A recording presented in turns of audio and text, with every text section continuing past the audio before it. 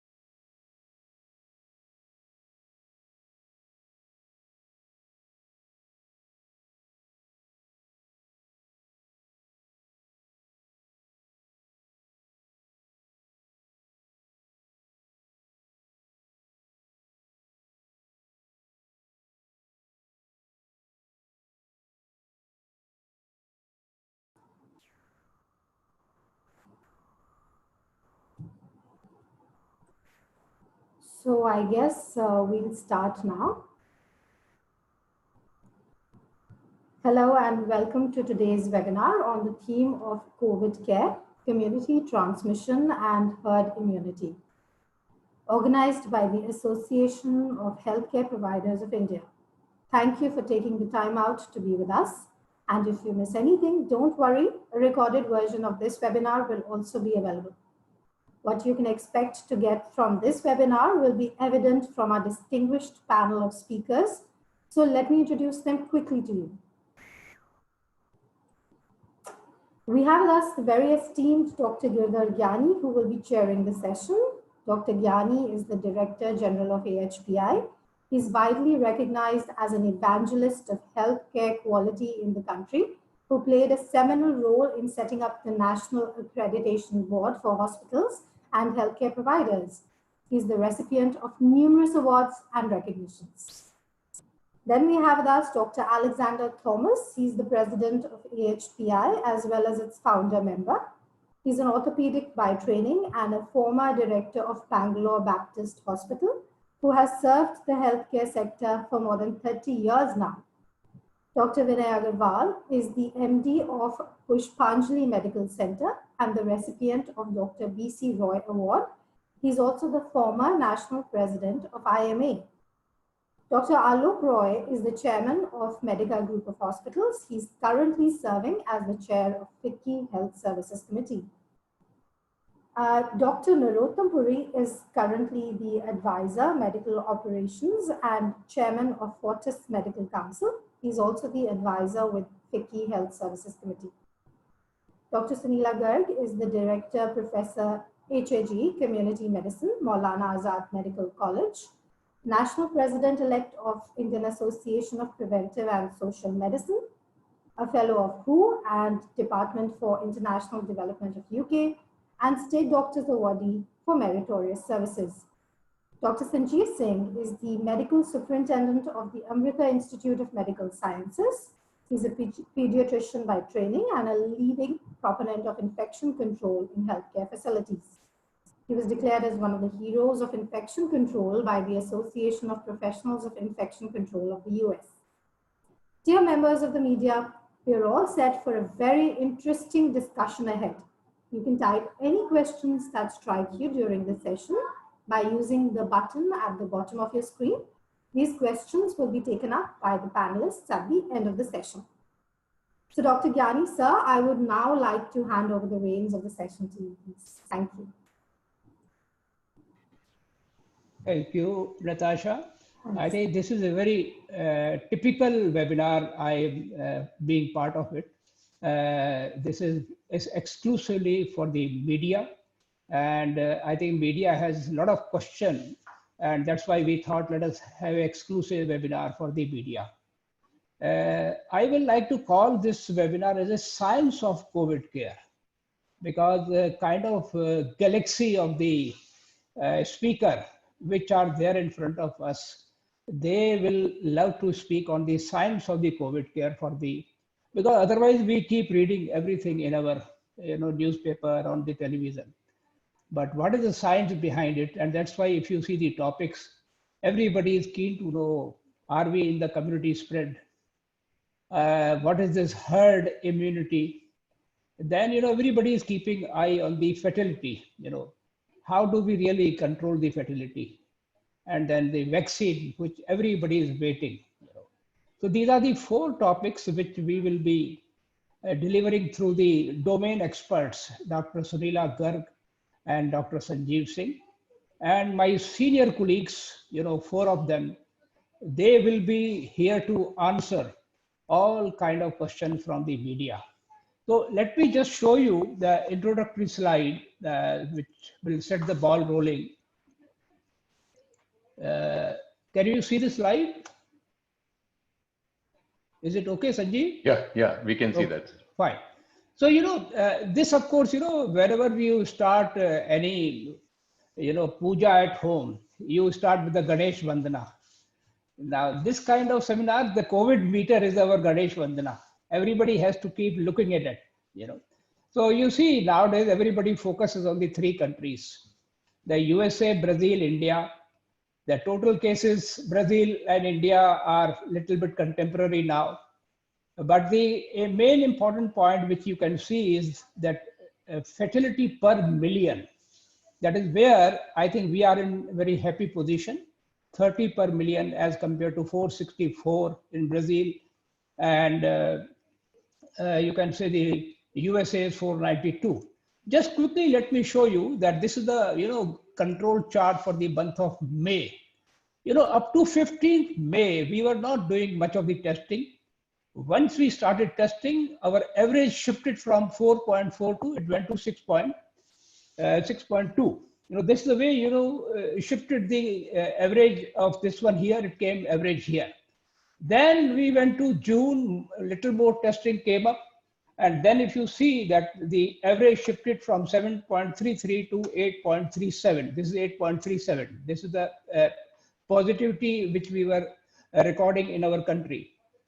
Then quickly, I want to show you, this is where we are in the month of July. The average is gone to 10.40. This is all because we are doing now more and more testing. Though we keep saying that this testing still is not good enough, we have to still increase.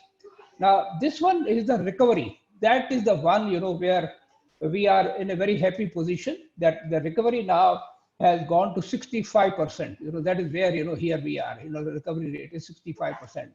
And the good point, the fertility, which Dr. Sanjeev Singh will be speaking to us, we started from here, it went at one point of time 3.6%. And now continuously it is coming down and down, it has gone to 2.2. And our wish is that it touches to 1.5. This is the one, which actually is a very important chart. If you see the Brazil, then same thing I will show you for our, USA. Now, as these lines, if they are going apart, because one is the fertility, one is the recovery. Now, the India is in better position here. You see, this is the way, Brazil, and this is the what chart which I show the India. If you see now, they are going apart. You know, this both of them, the fatality and the recovery. So that is the way it goes on increasing, and we will be coming to what we call the flattening of the curve. So that will depend largely on this. The only last point from my side at this point of time is that the USA recovery rate is still 51% as compared to India 68%, and the fatality of USA is 3.3, while India is 2.09 as on date. So I think these are the few things which we will be sharing. We have already shared with the press. We have also provided you the explanatory notes for each of the graph in the press briefing. And so I think with that, I will now invite our first expert speaker, Dr. Sunila Garg, who will be talking about the community spread and also about the what is this herd immunity. So Dr. Sunila Garg. Thank you, Dr. Gyani, and thank you, Galaxy of Experts, for this seminar, which is talking about science of COVID. So we need to talk about science of COVID, and we need to talk about the facts where we are. And in our lifetime, we have witnessed this pandemic with lots of barriers and challenges, and also with lot of innovations, because innovation basically, necessity is the mother of invention. We all know that. So that is where we need to talk about, this in a much more simplistic manner. And we talk about these terms: herd immunity, community transmission. Then we talk about vaccines. At the same time, we talk about Dr. Sanjeev is going to talk about that we are in level 5 of in terms of changes in our medical practices also. So we are going to talk about different things at this time, but let me start my presentation with this which everybody is now, talking about. So I'm going to basically vaccines. I'm not going to touch more in detail, but I'm sure Dr. Sanjeev is going to talk about the vaccine part. So if we look at, basically the COVID scenarios, so that will be basically, we all know that yesterday only India crossed 2 million mark for COVID-19 cases on 6th August, and India's caseload could surpass United States or Brazil unless we have had, that would surpass, unless we have herd immunity, which is a miracle, or a vaccine leading to reversal of trend. India's doubling time, remember, is only 22.7 days. And 80% of these cases are being reported from 49 districts of India, which has shown the change in number of cases, or up to more than 12% of cases in last 30 days. Majority of the cases are coming from Andhra Pradesh, Karnataka, Uttar Pradesh, West Bengal, and Bihar. Earlier, remember that these states were responsible only for less than 19% of the cases. When India's caseload crossed 1 million mark, at that time, not much before, Maharashtra alone was responsible for 28% cases, followed by Tamil Nadu, 16%, and Delhi having 11% cases. So this is one thing which is very important and which we need to remember as well. Now, considering the present scenario, it is very, very obvious that pandemic is progressing at a different pace in different districts within the state. And because you see, state is very big. Some of the states, are, equivalent to many countries. And within the states, we have districts which have different modes of transmission, and they have got, different levels of transmission, and they are at a different pace, thereby leading to localized foci of active cases, resulting in localized community transmission due to asymptomatic cases, overcrowding, and lack of following social distancing, masks, and sanitization. There is shifting of epicenters in the country in last 1 month, whereby, which I already mentioned, Andhra Pradesh and Karnataka has maximum growth rate, and Delhi is faring much better, which our recent serosurveillance has shown. Community transmission occurs when a positive case is confirmed with no traces or contact of any positive COVID-19 case. Overall, at a national level, I'll say that there is no transmission. As of now, we have got 20,35,409 cases, 0.14% in our 1.3 billion population. And India is a country with lot of diversity, because we have urban area, we have rural area, we have urban slum area, not only at the state level, but within the district level also, with different levels of literacy and socioeconomic status, which also contribute to perceiving the symptoms of COVID-19 by the individuals. And Accordingly, this is also responsible. If they don't perceive the symptoms, they will not respond, report to the healthcare facilities as well. Another compounding factor which we have witnessed in latest times is also stigma dissemination, which is also playing a very, very important role in reporting of cases by the individuals. Unless now the health sector takes a very, very proactive role, and India is now testing about 16,035 cases per million population. So now you see, if we talk of community transmission, this is, you see, we know that we do not know amongst the whole this thing who is infected and how, you see, anyone gets the infection, maybe she, maybe he, and like this we have got this picture of this. And in the stages of epidemic, we have first stage imported cases, now stages of local transmission, which India is, then community transmission, which Italy has gone through, and the stage of epidemic, which China has already witnessed that. Now, if you look at community transmission occurs when a positive case is confirmed with no case of contact or any other positive COVID-19 cases. Now, if we look at, as I've already told you, we are witnessing localized outbreaks, but two states, Assam and Kerala, have also declared that they have entered into community transmission. Again, they've also used the word in local pockets. So this is important. Now, if there would be community transmission, whether it is there in localized pockets and all that, then in that case, isolation and quarantine will have limited or no role to play, because we will not know that how to trace the contacts and all that. And we will have to monitor and encourage community-driven behavioral changes like wearing of masks, washing of hands regularly, and maintaining of social distancing. Localized approach depending on the needs and resources of the community works best in dealing with the community transmission, and lockdown in specific clusters to contain the spread, and community-driven social distancing is going to be the solution. Another important thing is that, which is all of us, are discussing, but, we are still, fighting with stigma, but we do have to fight with stigma, but with transparency. Transparency and regular communication are key to building trust between government and public. That is number one. The transparency, whether it is data, whether it is related to all the other measures that will promote more compliance with government messages, and community leaders could be automatically involved as well.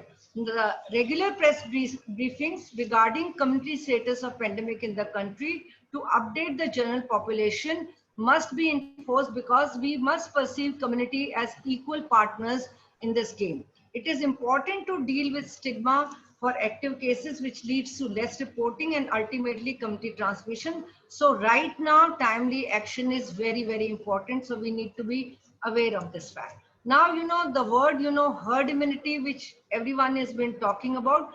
So we have got basically fundamental questions with regard to herd immunity. Number one is, can herd immunity be used as one of the strategies to control COVID-19 pandemic? What are the paradigms and approaches which are used to achieve herd immunity? And what are the challenges for achieving herd immunity in India? Now, for those, for community medicine, it is, we keep talking about herd immunity, but otherwise, if you know that this is one infected individual, he can, affect many, and ultimately they become, protected. But there are two who will not acquire the infection, because around him, these people are protected individuals. So herd immunity is an indirect protection from a contagious infectious disease that happens when a population is immune. How? Either through vaccination, that is the first fundamental thing, or immunity is developed through previous infection. Understanding herd immunity requires consideration of infection dynamics, modes of transmission, as well as acquisition of immunity by individuals in the population.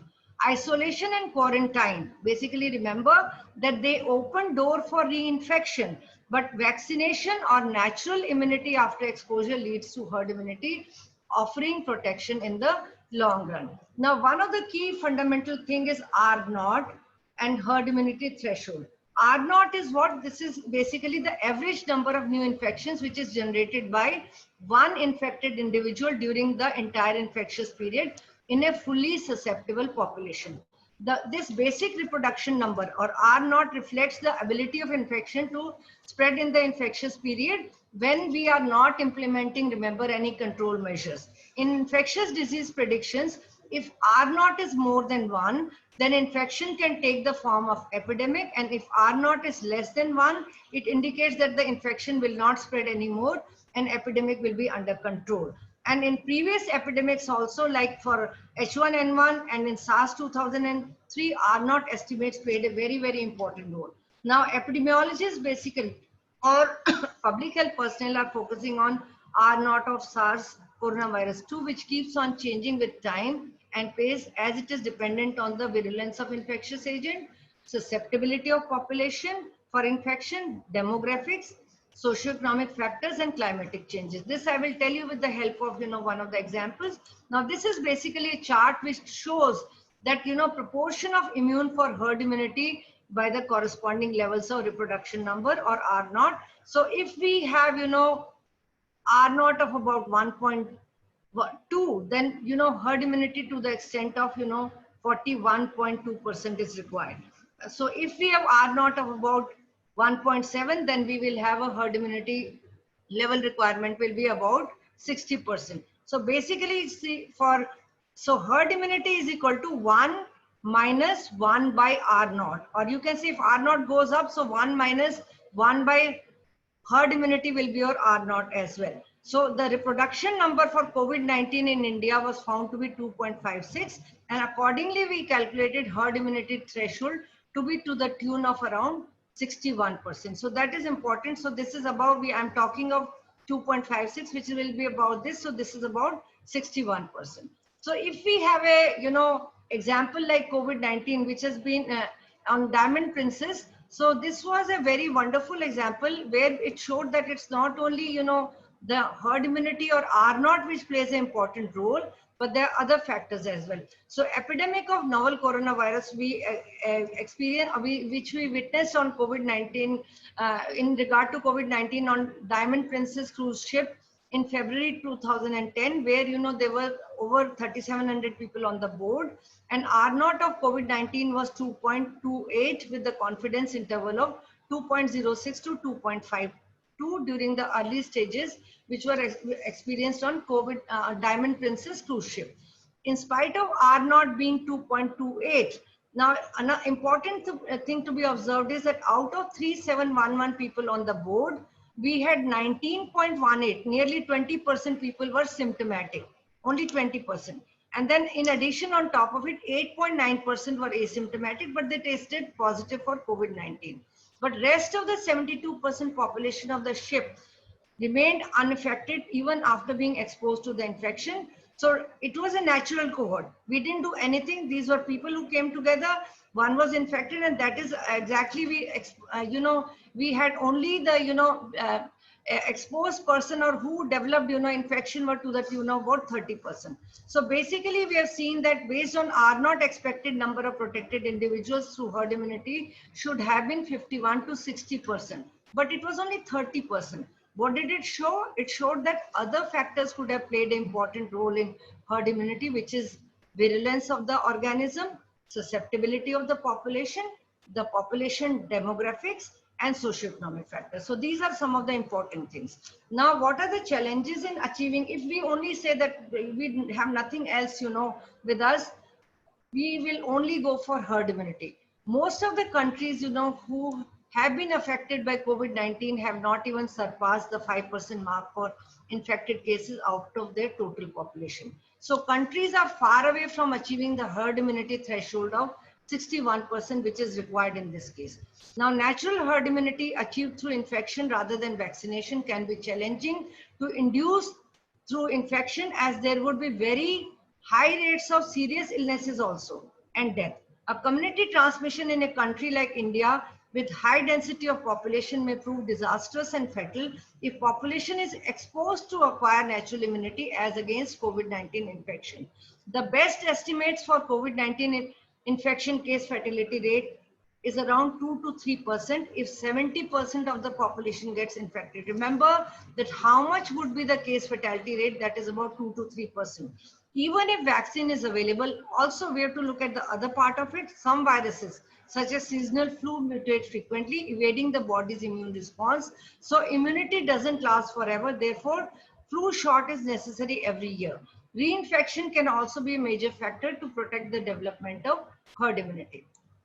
Now, what are the strategies and means of herd immunity, and how do we monitor that? So one is a recent example of Delhi. So surveillance in the community on a regular basis, accompanied by meticulous data monitoring, which we have to do on a regular basis, not at a state level, now at the country level, with the well-defined data which is applicable to whole of population, and we can generalize this.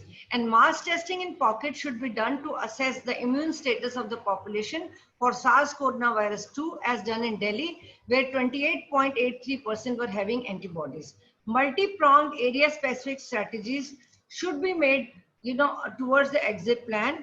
Then geographically tailored approach should be used in opening of stringent lockdown, which we are, we are opening that, but we have to make it geographically tailored.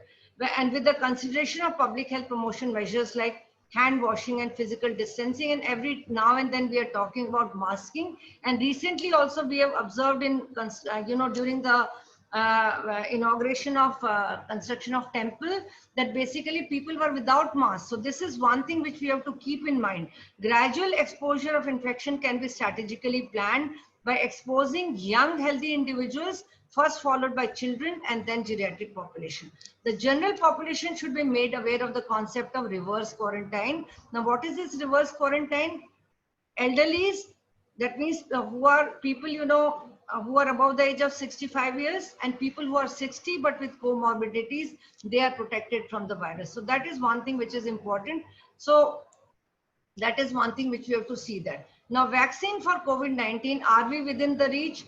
And I'm sure we are going to discuss much more in detail. So we have got about 218 number of candidate vaccines, and about, in trials are about 24 vaccines. And this is the status of the vaccine, whether with what kind of technology they are being made. And I will come to, basically, so we'll see that some of the vaccines are in phase 2 or phase 3 of the trial.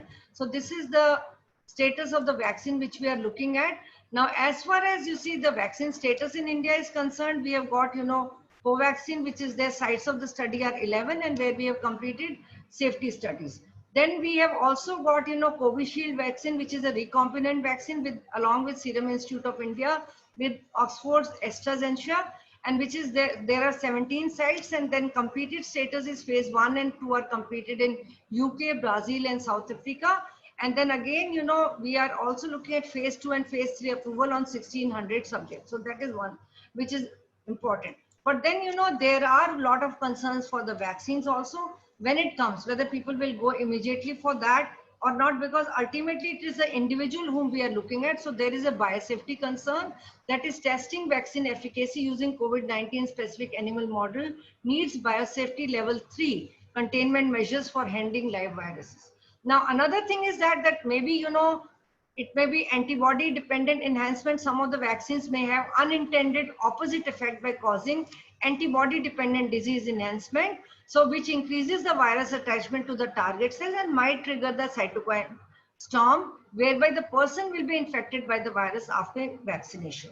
Then causes of failure may be indefinite, which could be either vaccine related due to faulty route of administration or for failure of cold chain, which is happening, and we do face adverse events following immunization also, or it could be subject related, which leads to hypersensitivity or age group or immunity status.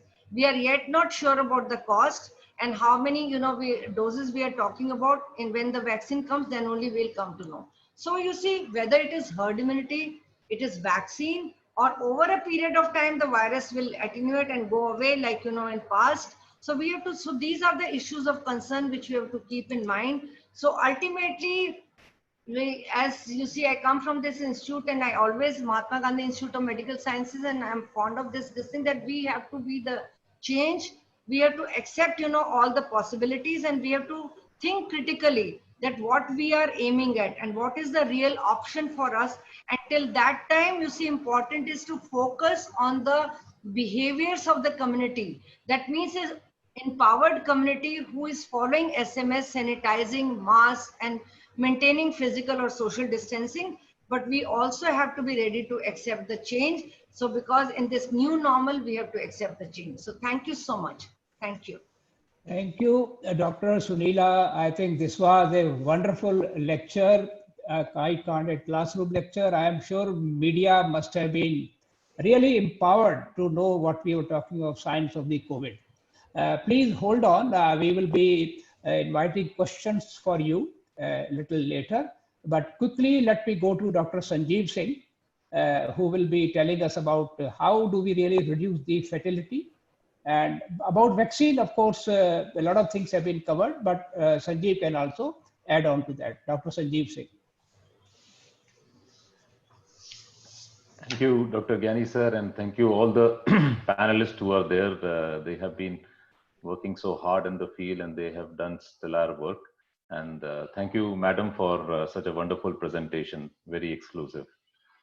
So I'll be covering in just a couple of minutes, how do we reduce fatality? So I think the trend needs to be that we need to screen more, and somewhere down the line, I think the concentration had been in few urban areas. We need to do this contact tracing, testing, treating, vaccination, and then infection prevention. So with contact tracing, there has to be, this was the guideline which came on 13th of July of identifying high risk and low risk contacts. And what was important is the duration and proximity. But I would like to link it with what Dr. Sunila was mentioning, that contact tracing is directly linked to community transmission. Assam and Kerala, the chief ministers do comment that, that there is a community transmission, but I think that is still not proven either by WHO or by national body ICMR. So we need to do more of these contact tracing to be able to say whether we have appropriate community transmission and herd immunity. Now, with respect to one, if you do an aggressive contact tracing, where I think we have really faltered, the next is important is the testing bit. And there are these three tests which are available with respect to molecular, antibody, and antigen. And molecular RT-PCR still remains the gold standard, though there are a lot of studies which says that CT chest also is very close, but then those have been very small sample size and that is still not reported. And nasal swab and oral pharyngeal swab needs to be taken both for molecular and antigen. So if you are infected immediately, what gets RT-PCR would give you the immediate information, both with antigen test and RT-PCR. So this is within 15 to 30 minutes, and this would be 6 to 8 hours. Antibody test is very qualitative in nature, and it will give us a yes and no. In New York now, they have been using as a quantitative measure where you would know how much antibody is required for neutralizing the so we don't know if you have a mild infection, how much antibody you have generated. So that quantitative information is what would be important. So this is a study which was published in JAMA where this portion is extremely important. The pre-symptomatic area where people do present and the detection is extremely unlikely. So asymptomatic and pre-symptomatic is where we need to cover, and that is why Dr. Sunila did mention about the infection prevention. And still nasopharyngeal swab is the main thrust. There is a lot of studies which shows about their isolation in saliva, which is, and then sputum, which is also equivalent. In pediatric age groups, stool PCR has been found to be very, very effective. What is important here is that PCR is likely to be positive, and it is, and we know that the live virus is there for at least 10 days now, and not 14. And that is where I think it is important to catch that infectivity period. So it increases the probability of detection, and from antibody detection starts from 8th day onwards, and then IgG, it definitely waxes. So there's a lot of study, and JAMA has published that 10 to 12 weeks is where the IgG is available, and that is what Dr. Sunila was mentioning, that we still don't know many of our measures which we need to do. This is a preprint study where predictor for early mortality is a good viral load. So we don't know whether there have been mild, moderate, and severe infection, but you need to have a very decent moderate infection to have neutralizing antibodies within your level. So those who had a high viral load had reduction in mortality, and that is what is also a high viral load falls into an hazard ratio which is statistically significant, and that is where it is important that more and more people do get infected. There is a virus which is a good transmitter, and that is available. Now, with respect to pathophysiology, again, how do we reduce mortality? Most of it is pre-symptomatic and asymptomatic, and that is very, very critical, and that is why masking is important. Beyond that, there is an oropharyngeal presentation, and this is where we need to be extremely observant, because the time they slip into pneumonitis is very, very small duration, and the pneumonitis slipping into coagulopathy and then into a cytokine storm, multi-organ dysfunction, or ARDS, or septic shock. So what do we need to do? We need to risk stratify at this level. When they are at an oropharyngeal, where you have either a fever or a cough, you need to do an early referral, and then only you will be able to reduce fatality and then treat appropriately. How do we treat? This is the study which has already been proven. Mild, moderate is perfectly fine. There has been a lot of problems with respect to hydroxychloroquine. ICMR needs to definitely recognize this at some point of time. But since there had been a post-mortem findings which is available, so that is why low molecular weight heparin is important. Plasma is also proven to be effective enough, though there are both systematic reviews available. And Dexona post recovery trial from UK, from Oxford, it has been found to be a game changer. But what is important is handling of these severe cases. So high frequency nasal cannulation, non-invasive ventilation, and ventilation would be important in prone positioning. Low molecular weight steroids is important. But remdesivir is found to be very effective, provided we take care of the kidney function and the cardiac and liver functions. So this is a drug which is for emergent use authorization, and it is available within the country. Plus, tocilizumab is for a cytokine storm when you have referred, but then all of it, oxygenation, steroid administration, plasma, all of it needs to be in early recognition and early treatment, and then only it will be very effective. Finally, I've deleted some of the slides which were there, which Dr. Sunila had already presented. So in a draft landscape of WHO, all sites which are working on vaccines are registered. So there are 280 in registration, but 6 are there in the phase 3. What all kind of vaccine is available is nucleic acid based, viral vector based, and recombinant protein based. And the method what they use basically for having adequate antibodies is the reaction binding domain, which is inducing binding proteins, neutralizing activity, as well as T cell response. So T cell is, and more we generate those memory cells, which would be important. There are a lot of Indian group which is available, which is really working. So as far as a vaccine development, there is an animal preclinical study, and that is why, though there is a rush to get it on time, but for phase 1, at least 20 patients should have been tested. Phase 2, 20 to 100 should be tested, and 100 to 3,000 should be tested in phase 3. So even if we rush, the protocol which needs to be followed is again important. Now, if you also understand that all this would take close to 5 to 10 years in a normal new drug application, but because we are in a pandemic and it is an emergent and an urgent issue, a lot of it is being done at a very, very high and a rapid pace.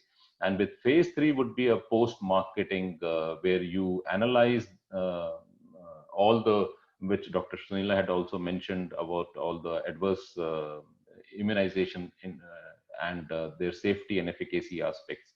So what is important also is to understand that possibly vaccine would also give a short-term protection. We don't know. Right now, it would be close to 10 to 12 weeks. So there could be a possibility of having a hepatitis B kind of a scenario where it would be a two-step immunization process. So that is also, so there's a lot of information needs to come in. We are just 5 months old, so that would be key for the time being. So we need to go back to basics. Since it is 63 to 80% asymptomatic and pre-symptomatic cases are there, masking is important.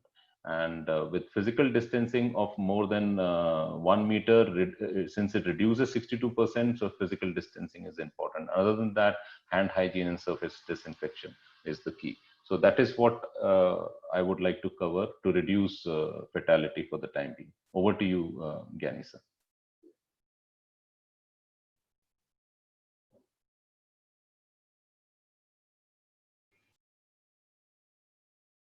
So we had two excellent presentations from our two domain experts. And now it is my turn to turn to the last topic of the day. What is the best way forward for India? In light of what they have presented, what is the best way forward for India? So I'll start with my first panelist expert, Dr. Narottam Puri. Dr. Puri, can you tell us what you think is the best way forward? Thank you, Dr. Gyani. I wish this is $1 million question. I wish the world knew. Thank you, Sunila and Sanjeev, as usual, excellent. First of all, Dr. Gyani and Dr. Alex, a pleasure being on this panel. From the perspective of what can we do, I think till such time that we find a vaccine that works and is safe, or till the time that we find a drug that can kill this virus, as the earlier two panelists have indicated, the best way is to use mask. I think if you were to do only one thing, you were allowed to pick out of those four one thing, then it will be masking. And I am a strong proponent of using the mask, but using a proper mask properly. Not the way you see Indians with their masks hanging around their necks or one tani on your ear. It's meaningless. That means you're not really using the mask. And I think when you do a masking, you're doing 6 things. 1, you're doing it for yourself. 2, you're doing it for your family. 3, you're doing it for your community. 4, you're doing it for your city. 5th, you're doing it for your country. And last but not the least, 6th, you're doing it for humanity. Because if you do this just one task, then you're likely to be working more like an inoculator with small doses. Even if they go through, they will be producing some immune response. There are studies to indicate that. From the perspective of what will happen in the future, I think Yuval Hariri, who's a social commentator and an author who's written brilliantly, I like his 2 sentences the most. He says the real antidote to any epidemic is cooperation. And the real defense against any pathogen is information. So as had been pointed out earlier by you, these two must merge and remain merged over a period of time before we find a solution to this problem. Healthcare is going to change because healthcare is a microcosm of the society that we live in.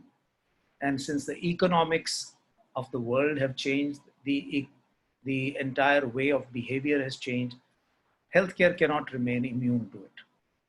I think the biggest change in Indian healthcare that will come will be political. So far, only 5 things won you votes: roti, kapda, makan, bijli, pani.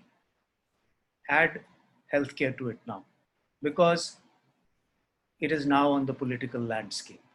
I think this kick up our backside by COVID has really catapulted this change into public domain.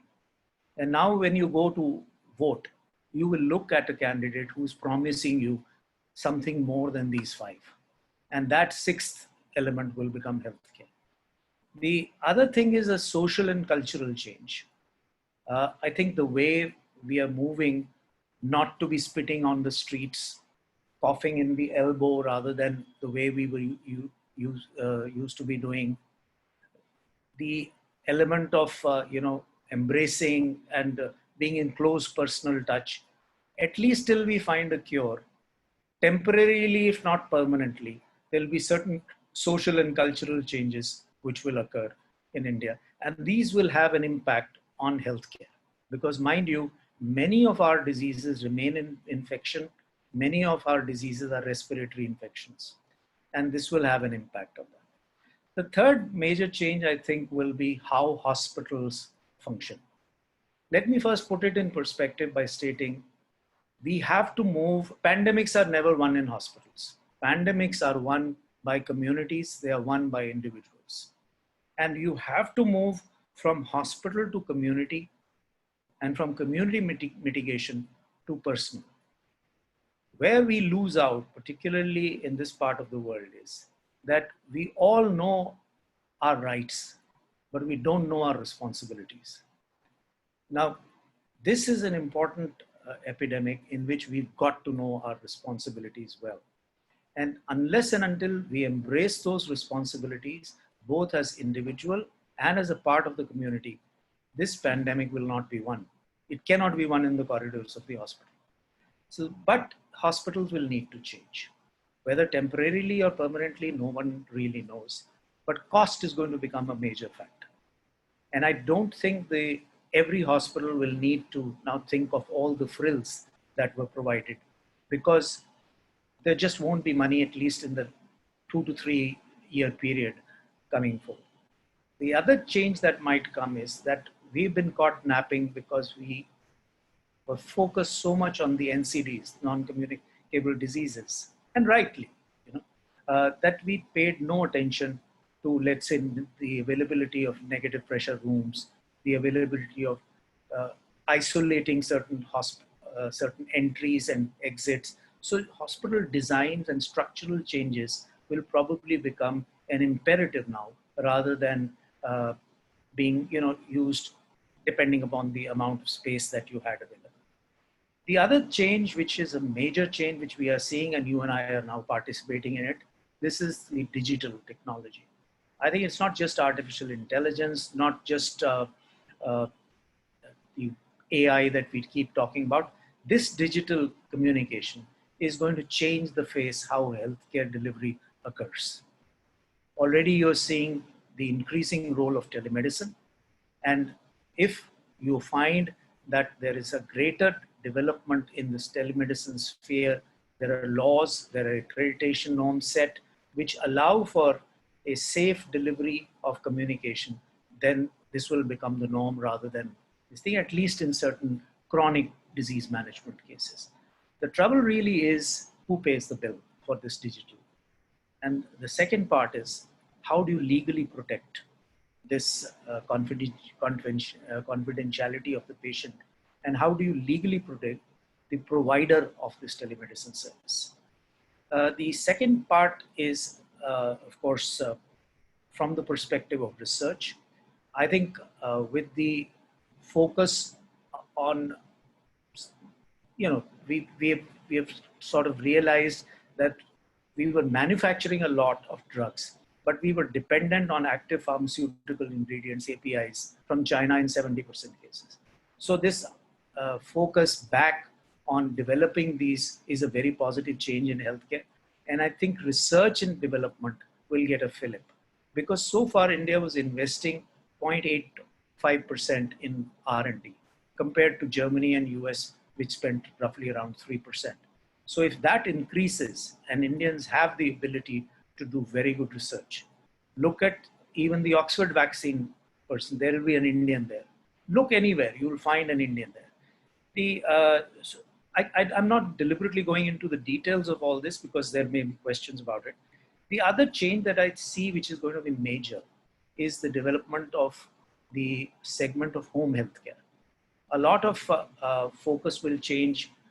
So this is all delivery, healthcare delivery, moving from hospital care to community care, moving from telemedicine type of contract or digital technology coming into the way. Similarly, home healthcare will get a major boost because you will realize that a lot of this can be covered by that.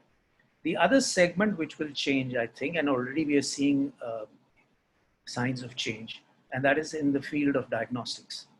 We all know as practicing clinicians that 70% of our diagnosis is nowadays based on either a lab or a radiology test. But this is going to get a quantum difference now because like Sanjeev was talking just now about, we are no longer just talking RT-PCR positive. We are even asking what is the CT number in the RT-PCR, whether or not that at present we've cracked the code or not. But the fact of the matter is that the sensitivity of the test will improve. The type of test will improve.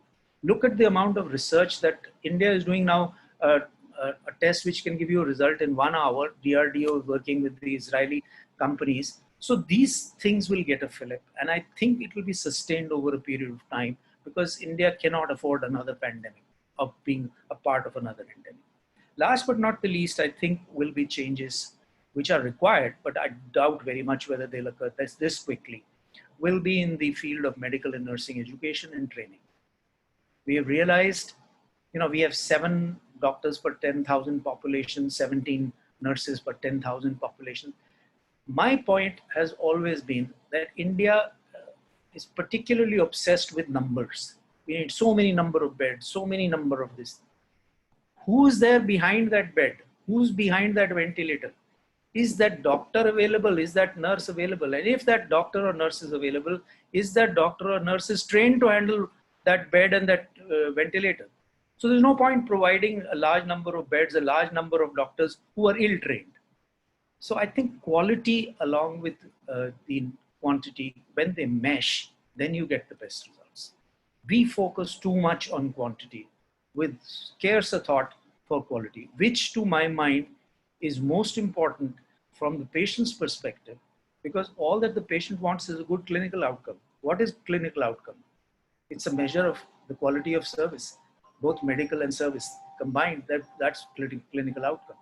So I think there are other changes too which will occur, but my main point of communication to this group remains that I think that political fillip that will get added because of the COVID has seen results in the time. We are already seeing that there has been a massive input of money, bed strength has gone up, testing strength has gone up, everything has gone up. We've somehow found the money to invest.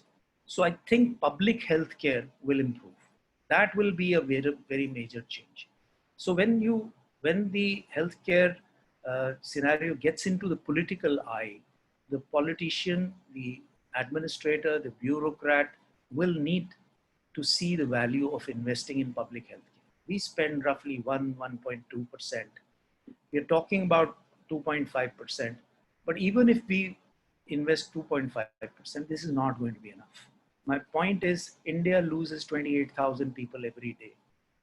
7,000 of them to cardiovascular diseases. That disease is not going to go away. COVID may come and go.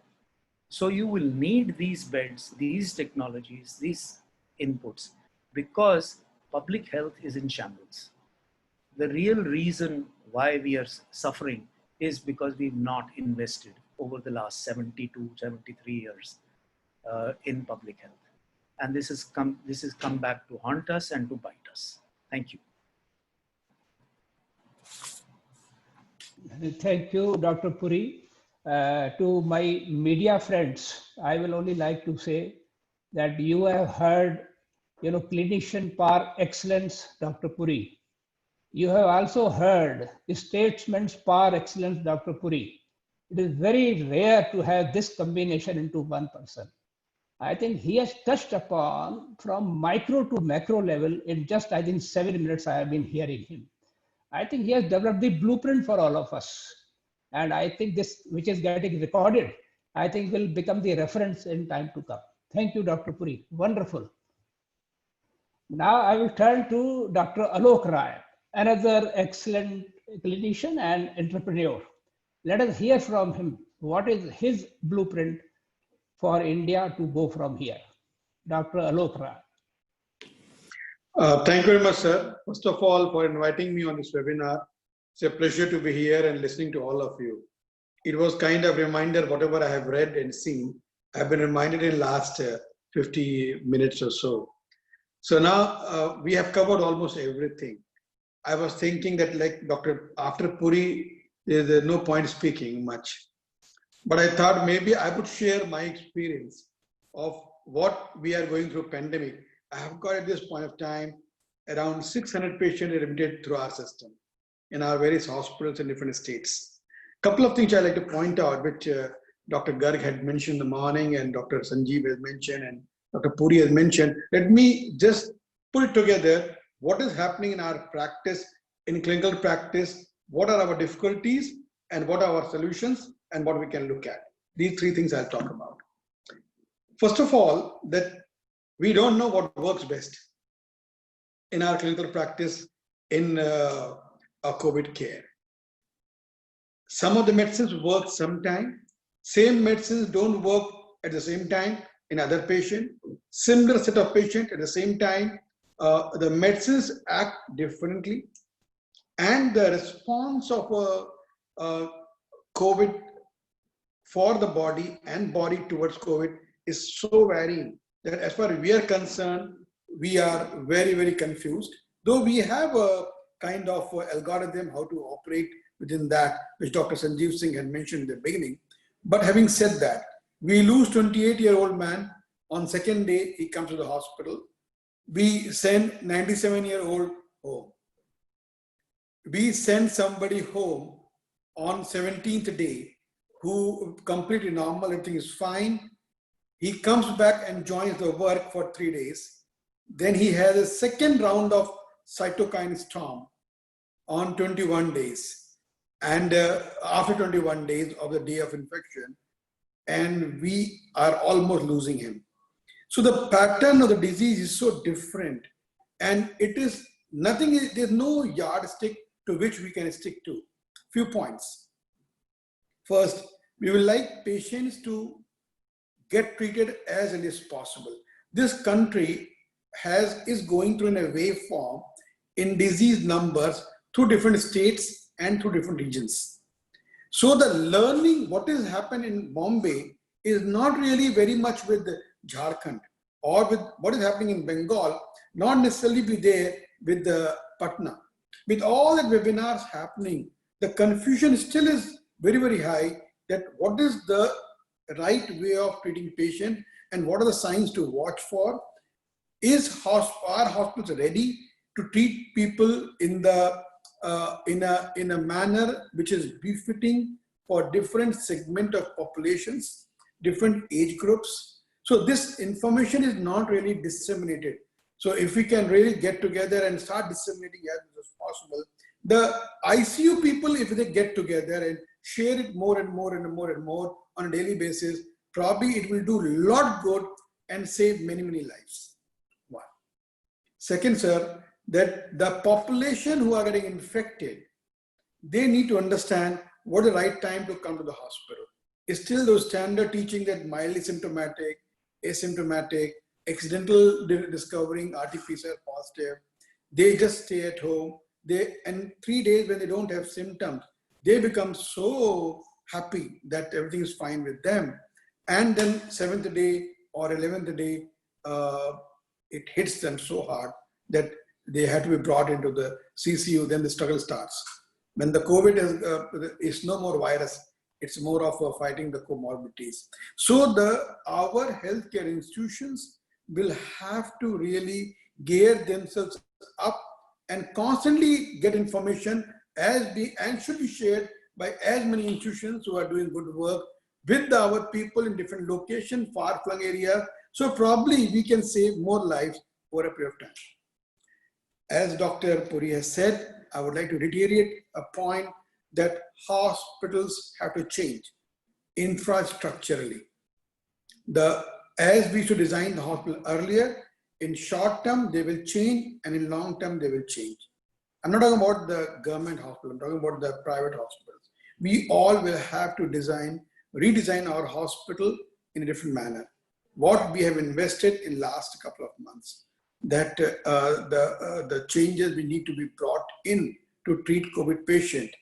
And also, I would like to mention this point of time, that many diseases have almost disappeared.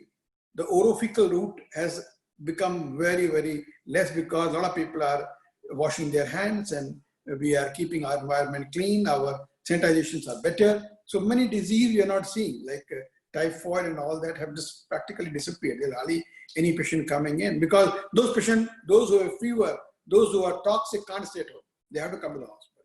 So the very fact we may, and because the stress level is much less, a lot of cardiac patients are not coming because they are not getting precipitated into a MI.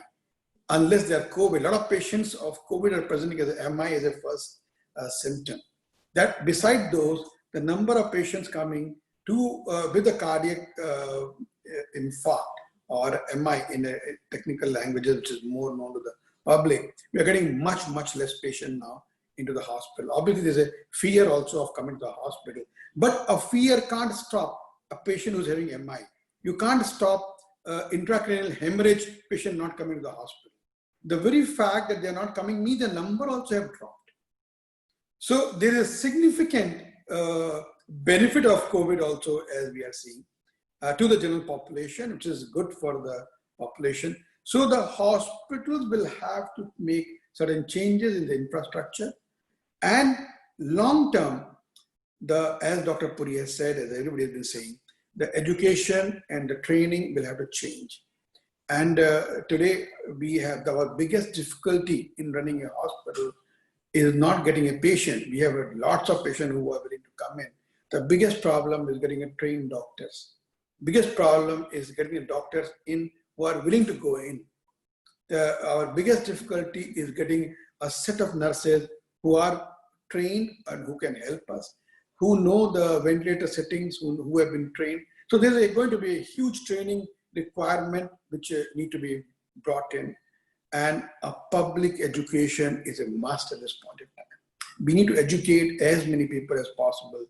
Everybody knows mask, how many people wear it. So public education will be the last point which I would really like to stress on for those for their own health to stay healthy and keep community healthy. Thank you, sir. Very much. So again, to my media friends, I always keep looking at the people with the knowledge, and then there are people with the wisdom. This is what the example you saw, Dr. Alok Rai, sharing his wisdom, what he has learned by working from the ground. So thank you so much, Dr. Alok. Wonderful. And I will now turn to a gentleman, our good friend. Whatever we have been discussing, somebody has to take it to the political bosses. I think one doctor among us is Dr. Vinay Agarwal, who really can take our voice to the next level. Let us listen to Dr. Vinay Agarwal. Thank you, Dr. Gyani and Dr. Alex. After speaking after a very elaborate presentation by Sunila, Sanjeev, and then a real total, explanation of total converse of COVID by none else than Dr. Narottam Puri, very little is left to talk about COVID. But let me say the gold standards still remain the same: proper use of mask, sanitization, social distancing, and after that, that things have come more testing, and when more testings are there, then home isolation and all these things stay, and I'm sure our media friends know about it. Now, the initial spurt in these cases and initial mismanagement of these cases has led to where we are today. And when I'll say that lack of coordination between the national team and the state officers from state and from the district. So there was total lack of mismanagement and total mismanagement of the entire issues related to COVID management. And that is what in few of the districts, COVID cases have I mean, exponentially have increased.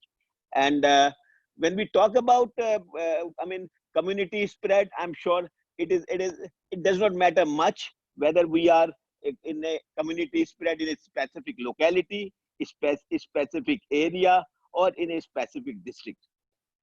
But the issue is that 62,000 or 60,000 cases per day are there.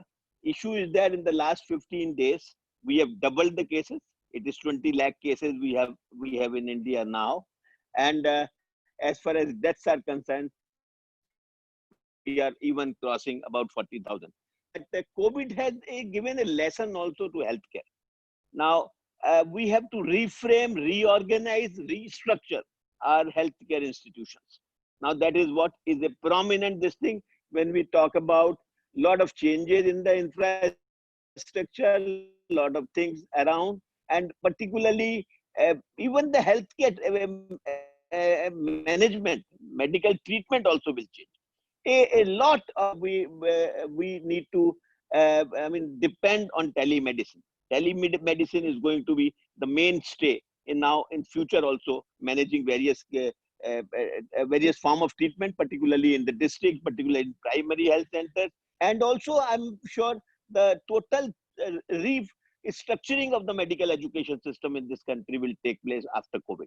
Now, digital platforms have come, digital situations will come. And I agree with Narottam when he says that, you know, we don't need more ventilators. We need trained staff to manage those ventilators. We need hospital beds. We need trained nurses to look after them. So that is also a focus which the administrators have to do. I personally feel, and I'm an exponent of one thing, that you know, lack of medical knowledge in administrators, particularly our IAS officers and others who have been managing this entire scene, has caused to where we have reached today. So we, as a medical association, also as a medical activist, also I speak about that if we have Indian medical services around, then I'm sure these kind of pandemics can be dealt better. I also have an issue which I want to particularly talk to media, you know, which we were able to tackle, particularly in epidemic situations. And in these situations, the violence on doctors and other healthcare workers have also been a very big issue, which has been there as far as COVID situation is concerned. And these are the major issues which I personally feel needs to be tackled. And in times to come, I'm sure the solutions will also come accordingly. Thank you, Dr. Vinay. Excellent the way you have been advocating for the our doctors community of the hospital. And I think you will have to play still a bigger role in time to come. And now I will turn to Dr. Alex to conclude the session. I must tell media that Dr. Alex comes with the background of serving in the mission hospitals. And, you know, he is the one who has been working day and night, you know, tirelessly with the government, with the stakeholders on all advocacy issues which are being faced by the healthcare industry. So after Dr. Alex sums up, then we'll open media for the question answers. Dr. Alex. Thank you, Dr. Gyani, and good afternoon to all of you. Very, very interesting discussion, and I have also learned a lot over the last 1 hour. Very quickly summing up, I think all of us know that a lot is known about COVID, but lots and lots is not known. And that is why we're having such difficulty every day. Things are evolving, we're getting more knowledge, and in the middle of it, so much of misinformation. I think it has been very well covered to talk about community transmission. I hope it has made clear to all our media friends. They have some idea of what community transmission is, about herd immunity. I'll spend a little time on how to minimize fatalities. I think that was an excellent talk. And the message which came up again and again and again is, one is prevention, and two, if you have the symptoms, come early to hospital. I think when you're talking about prevention, we again talk about focusing on the elderly and those with comorbidities, and a special strategy has to be thought of for them. And as was said previously, if you are given a choice of one single thing to do, and that is masking, along with the masking and distancing and sanitization, I think, and if this is done properly, I think this is the one weapon that we have in our armamentarium which would go a long way in preventing cases and therefore preventing fatalities. Just to highlight this point, I go to work twice or thrice a week. And on the way, I see 50% of the guys don't wear masks. Out of the remaining 50%, 40% of them wear it below their nose.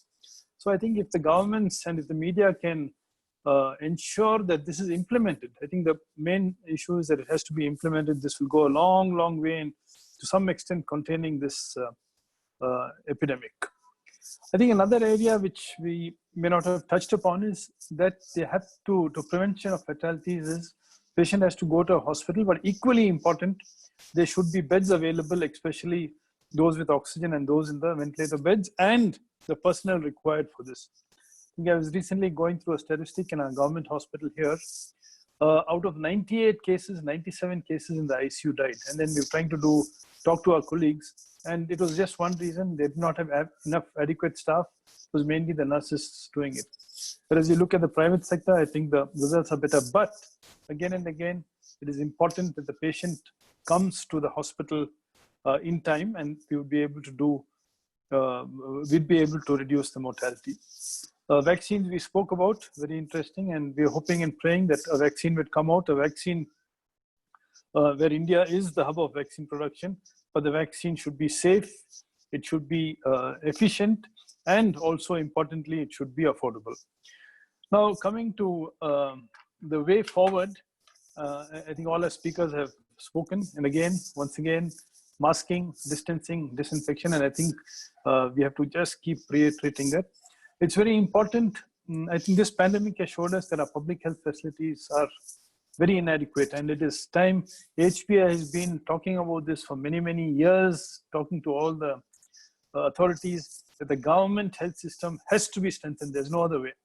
I think one of the reasons we are facing all these issues now is that we are wanting in this area. So I think there's something that has to be really focused on and as soon as possible. Medical education, I think reforms have started, but there's a long, long way to go. There's no point having beds without the adequate human resources. Another area which I think is very important, and I'm talking mainly from the different areas, states. HPI we have our state chapter meetings every week. And one very important point is this public-private partnership. Let me give you the example of Karnataka, and this is probably true for the other states. When we started, it was all patients were going to a government hospital. But you look at the present situation, the private health providers in the state are overwhelmed. They have no beds, staff are getting sick. Unfortunately, the public is not using the government facilities as much as they were using it very earlier. So I think this public-private partnership is very important. Unfortunately, at the moment in Karnataka, the medical community as a whole is very discouraged and demoralized because some areas of the government are acting like dictators. The other day, a mission hospital was shut down because apparently they made a patient wait for 5 hours. Why did they make a patient wait for 5 hours? They had no intensive care beds. They couldn't shift the patient out and they were waiting. So I think it is important that the bureaucrats and the politicians work together with the private health sector, because together we can do much, much more to help the common man. A very brief, before I thank the speakers, very briefly to my media friends, I think please spread the message of masks. Please use your influence of the government to ensure that it is implemented. I think this will be one thing that will go great, do a lot of good in this battle that we are facing. Number two, I think the media should look at being positive. Look at, I know some of our colleagues in the hospital industry, sometimes they do charge extra, but look at 90-95% of the providers. Look at the number of patients that are being treated. And if you actually look at it, this is the government's job, which the private sector, and I'm talking particularly now about Karnataka. So I think the media should send positive notes, just not pick up 2 or 3 cases where patients have been charged extra, etc., etc. There's a request for you, because secondary to this, what is happening? There is stigma. Medical staff are not allowed to stay in houses because they're treating COVID. We've had instances where our colleagues, a decent burial wasn't allowed. And I think, and if you look at the last couple of weeks, the incidence of violence against doctors has gone up. And I request our media friends, spend some time in a hospital, and we'll be willing to try and make sure that you spend some time in a COVID hospital. You see what is actually happening. So I think you have a great role to play both in the stigma in the community, because in many places all over the country, people who have COVID are ostracized by the community instead of the community getting together. So please work with us. I think together working, we can do a great deal, and India can overcome this crisis that we are going through. So having said that, once again, I want to thank all the speakers, Dr. Sanjeev, Dr. Alok, Dr. Puri, Dr. Vinay, and Dr. Sunila, and a very special thanks to all our media friends who have attended today. Thank you very much. Great. Thank you. Yeah, you take over now. Yes, thank you, Dr. Gyani. I just wanted to extend a big thank you to all our panelists and all our attendees who took the time out from their busy schedules and joined us. It was indeed a very insightful and informative session, and I'm sure our participants enjoyed being a part of this. Can I now open the floor to questions from our attendees? Please type in your name and publication in the Q&A box, and we'll keep taking your questions one by one, please. Can we do that? Yeah. So there is a question which Dr. Sanjeev or Sunila can answer. Yes. If vaccine is invented in the near future, is there any chance of having side effects due to vaccine? Will the side effect depend upon the person's age or immunity level? Yeah. Who will answer, Dr. Sanjeev or Sunila? Basically, now you will see also, we have got, you see, country has got a well laid down national immunization program also, where vaccines have undergone through all the stages, whether you talk of measles vaccine, whether you talk of this, but in COVID, we are just rushing also, but then still we are taking the precautions. A lot depends upon adverse events following immunization can definitely occur at any time. Number one thing. Number two is that basically also it depends upon the response of the individual as well. So that is important, and also a lot depends upon, you know, in the country, cold chain of the vaccine is very, very important. How it is stored, how it is given. Ultimately, we are dependent upon, as you know, Dr. Puri onwards, everybody pointed out, it is the trained manpower which plays a very important role. When you go down to the community, it is very important to watch how our immunization session is taking place, how the vaccines are stored. So a lot, even if the vaccine may be however good, still you see adverse events following immunization are part of our life, but we have to be very cautious. And since it's a new vaccine, all the more we have to be very, very cautious in terms of what way it would be responding. And if Dr. Sanjeev wants to add anything, I'll be more than happy. Yeah, I think Dr. Sunila has covered. What I wanted to also add is that generally a new drug would take 5 to 10 years. And we are compressing all preclinical phase 1, phase 2, phase 3, and 4 trials. So there is a risk in doing this, and but then definitely most of the efficacy and side effects and the safety issues will definitely be covered before it is all introduced. But because of the emergency, there is the reduction in the time frame will have its impact. And as Dr. Sunila said, that there is already, just like any adverse event which happens with a drug, there is an adverse event following immunization which is recorded, which is true for all other vaccines, may be true even for COVID vaccine. Thank you. Yeah, one question for Dr. Sanjeev. When you have studies showing different results on HCQ, where Roche said that it did not meet the end point, for example, for the favipiravir, how do the doctors proceed on treatment plan? So HCQ is a difficult ball game. I think most of the studies show that there is, though it has an antiviral effect, in vitro antiviral effect, and that is why it was being used. I think the use needs to be restricted to prophylaxis rather than treatment. So, and that is what ICMR had also recommended, to use it for those who are healthcare workers and you are treating a COVID positive, or you are an attendant to a COVID positive. Its use as a treatment is restrictive, and more data is now coming in which shows that it has a limited impact in reduction in morbidity, mortality post COVID, and it may have major side effects, and also drug-to-drug interaction, including remdesivir. So it needs to be used with a lot of caution. And I also think that possibly ICMR would take it and remove it from the clinical management schedule. Okay. There is a small side question that a city like Mumbai and Karnataka, there is heavy flood. The question is whether this will impact the pandemic in a positive manner or in the negative manner. I mean, one of the panelists can answer. Yeah, I can say that, you see, you will notice we have got a lot of national programs, and all of them, they are all community oriented. So similarly, this is a kind of a strategy which we are adopting in case of COVID, and which is dependent a lot on the stakeholders' cooperation. Who are the stakeholders? Stakeholders are your providers, stakeholders are your community members also.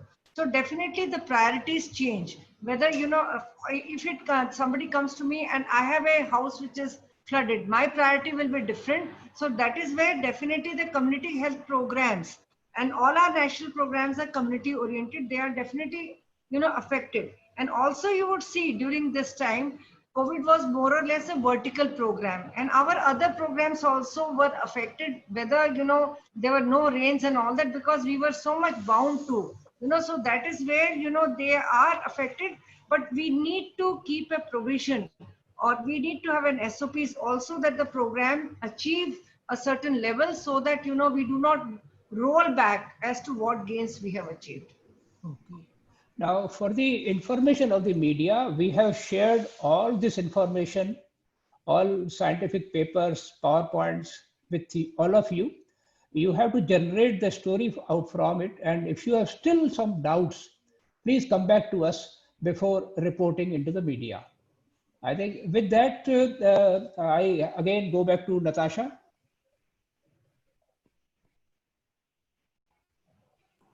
Yes, sir. Thank you. We have 2 more questions. Do we have time to take those? Okay, please tell us. Yes. So Surbhi Gupta has asked us, is there a localized community transmission? Then what should be done to that particular area? Okay. Again, Dr. Sunila, you answer. I already mentioned, I had already mentioned in my presentation, you see, basically, you see, whenever we say that there is community transmission, that means you cannot go and trace back the individual, because the person who is suffering is also asymptomatic, and he will not be able to say from where did he acquire the infection. So you see, in that case, our other health strategies, like we talked about SMS, that is social distancing or masking or sanitization, they play a very crucial role. So responsible behaviors on part of community becomes very, very important in these situations as well. So we will carry upon with the testing part as it is, but we need to be more sure that we should not waste much time on tracing. That is important, but we need to put our time in a positive way in empowering the communities in how to deal with them, removing fear, stigma, discrimination, because majority of the cases are going to be asymptomatic, and we need to create best possible practices amongst them during this. I would just like to add.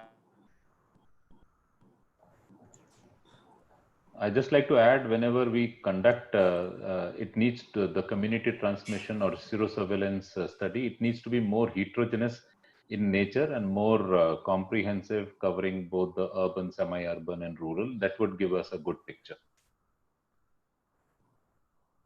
Natasha, what is the other Thank question? you.